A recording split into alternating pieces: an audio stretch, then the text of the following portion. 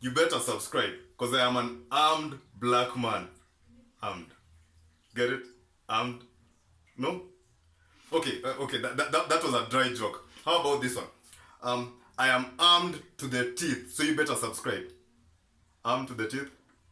Get it? No? Man. Okay. Hello everyone. Welcome to Michael Peebles Therapy. I'm Michael Peebles and today I have on a do-rag for you. Okay, in this recipe I'm going to be showing you how to make this. This is spicy homemade ketchup. And it's not really ketchup per se, but I'm telling you the flavor in this is insane. I'm gonna try this.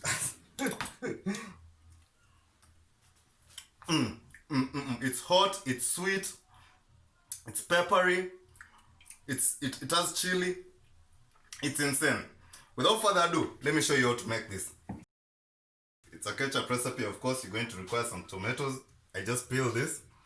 These are some peppers. I deseeded them. You can see there are no seeds inside. They're just bullet chilies. This is an onion. This is salt. This is some honey. This is paprika. This is black pepper. These are white onions. These are shallot, but these are white onions. This is beetroot. I just peeled it. You require beetroot. And these are the small peppers. They're small, but they're really hot. They can really be impressive. Small but impressive. Okay, that's what she said. Okay, let me put it another way. It's small, but it can be a lot on your tongue. Damn, that also sounds. You know what? Let's just move on. Okay, this is olive oil. You can use the oil of your choice. This is tomato paste, and you're going to need to boil some jars if you want to keep this ketchup for a long time. You know, if you're going to store it for months or something, you require to boil your jars. Okay, now the first thing you're going to do is, of course, grab your onions and slice them finely. You know, this is a ketchup recipe, but of course we want that onion flavor in there. These red onions are really sweet. I put the red onions in this recipe to counter the harshness of these white onions. Okay, before I start chopping this, let me first light the gas. And yeah.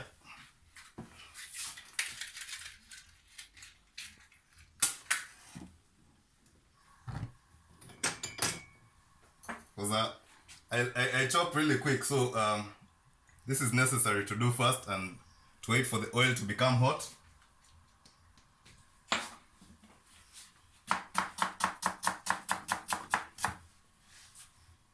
You know, these onions are the first ones to start browning before I even put the beet, so it's necessary to light the gas first. In my case, that is.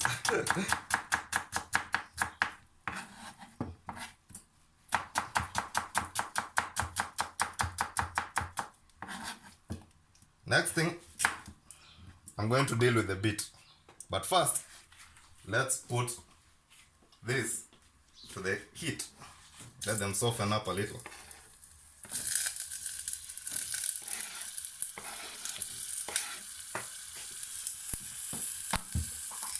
And today I'm using this. You remember this? The wooden stick that looks like a hand. It's shaped like a hand. Yeah.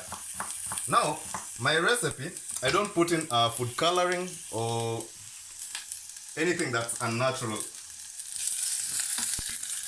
That's why my recipe, I can say that mine it's really good. I call this ketchup because of this beetroot will give the ketchup the signature like crimson color. You know, that's the color of the ketchup. But in this spicy ketchup, this is absolutely necessary. Okay, these are the ingredients that I've forgotten to mention earlier, so I'm mentioning right now. This is ginger, and these are like 4 cloves of garlic. See, the beet is already chopped, nice and fine. Now, the next thing to go in after this onions have sweated down a little is the beet. Just toss it in there. And then, afterwards, you start working on your peppers. Just give them a rough chop. You don't have to slice them like really fine. because these will all be blended. Okay, not all, but like 90% of these will be blended. So as I say, I like using bullet chilies because they are really meaty and they are sweet. Apart from the honey, this will also add on a slight amount of sweetness. That's what we require. Now, I must warn you that this can choke you up a little. But if you're a fan of a lot of chili on your sauce,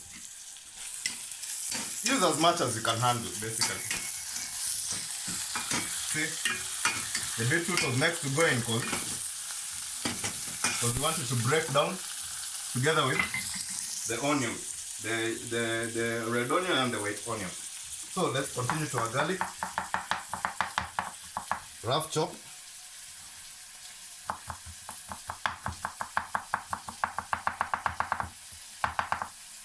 And then we chop our ginger.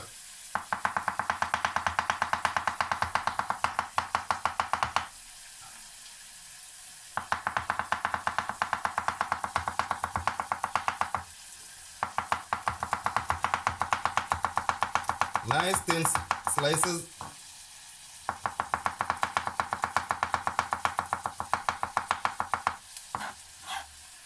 Now it's the time for you to choke up a little. Toss this in, all the chilies, all the bullet chilies. Those are not as hot as these ones. These ones are really hot. But if you can't handle too much heat in your spicy ketchup, this is not a regular ketchup, by the way. If you can't handle too much heat, you can use a less amount of chili. Now it's time to slice the tomatoes. Just rough chop, because as I said, these will all be blended into a paste. Okay, as you can see, all these tomatoes have been, these are the peeled tomatoes, they've been sliced into a rough chop. And these are the chilies. I still hadn't added them in there. As I want, this chokes a little. So, add this.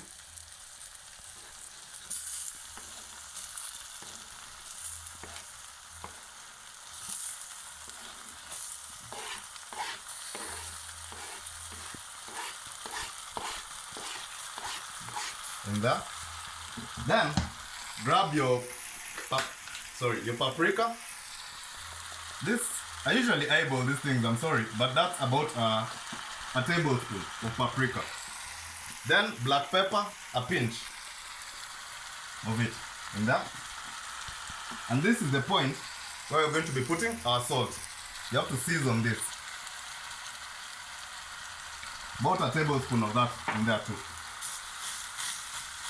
Then, all you need to do is cover this up and let it sweat down a little, break down into a nice like sauce. 10 minutes in, this is what will have happened. See, it's breaking down. Then, that's when you grab your tomato paste and throw it in. I use beetroot instead of food color, because that's natural, more natural. And the more natural your sauce, I prefer my things organic and natural. This is the only like man-made thing in this recipe. But it's really delicious and you should try it. Now the only ingredient left is the natural honey, of course. Now stir this in. I told you this recipe is easy. It's like the simplest recipe you'll do. See how it's breaking down? And the beetroot will give it a nice deep red color. This will be so delicious on anything you put. Plus those peppers. Trust me, you try this ketchup, you won't go back to the normal ketchup again. It's great on fries, on burgers, on pizza. If you're a person who puts ketchup on pizza, try this one. I guarantee you'll not regret it. Okay, now the last thing, as I said, it's only the honey that's left. So give it about 10 more minutes in the heat, and then the honey will come in. Okay, and then I'll show you what to do after that. 10 more minutes in, medium low heat, medium low to low, just a slight simmer. Now you can add your honey, the last ingredient. And guys, you need to check on your seasoning. Adjust your seasoning to your liking. That's about, I prefer it hot and sweet, so I put about let's say 5-6 tablespoons of honey in there, and then mix it in.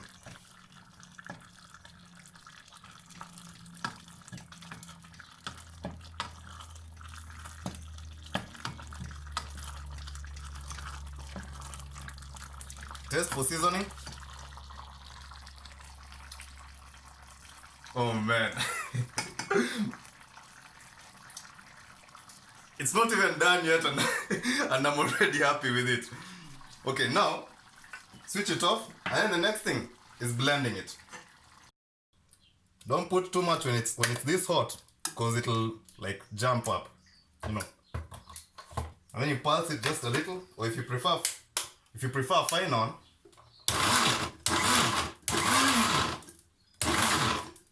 if you prefer it chunkier than that, you can go ahead and blend it for a longer period of time, but I prefer it slightly chunky.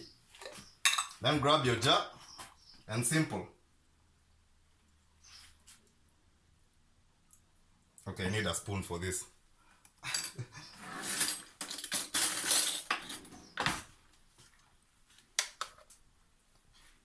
That's the consistency I usually like. If you want something that's slightly less chunky, you go ahead and do you. But as I said in the beginning, I boil these jars. This can keep for up to like 3 weeks in the fridge if you want. This is so good. You guys, I'm telling you, man. Try fries with this, or on a burger, or any slider. See this? See how thick it is? Okay guys, this is the final jar. 3.5 jars. Okay, you need to seal them. You need to like pour in the ketchup when it's still hot, so that when it just like the pickle recipe, when it cools down, it like sucks the lid down into the. Okay, also that also sounded. Okay, you know what? Today is a suggestive vlog, so but this it's really good. Go try this recipe. You can find yourself going at it without even fries, I swear. Go try this ketchup recipe. You will not regret it. Okay guys, thank you for watching this vlog. Subscribe, like and share, and I'll see you on the next vlog. Let me continue going on this.